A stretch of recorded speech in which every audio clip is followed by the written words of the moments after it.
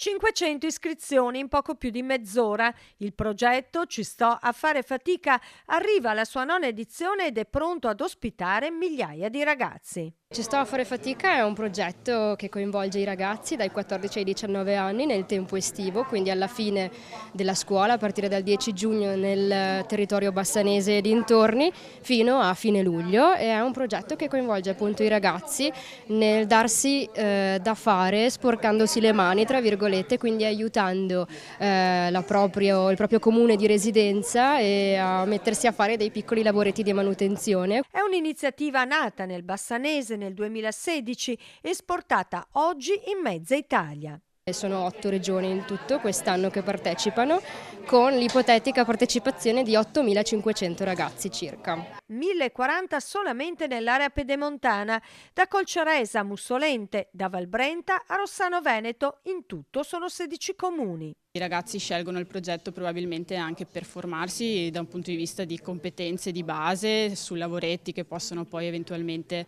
tornare utili anche a casa con i genitori, e sicuramente il buono fatica è un attivatore fondamentale. Ai partecipanti saranno consegnati dei buoni settimanali da 50 euro che potranno spendere in negozi e aziende locali.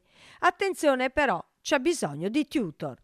Sì, siamo alla ricerca di tutor, quindi ragazzi dai 19 ai 30 anni che si rendano disponibili anche solo per una settimana, quindi se ci sono ragazzi di questa fascia d'età all'ascolto e vogliono candidarsi, mettetevi pure in contatto con noi, trovate i riferimenti dei comuni del Bassanese nel sito cistoafarefatica.it.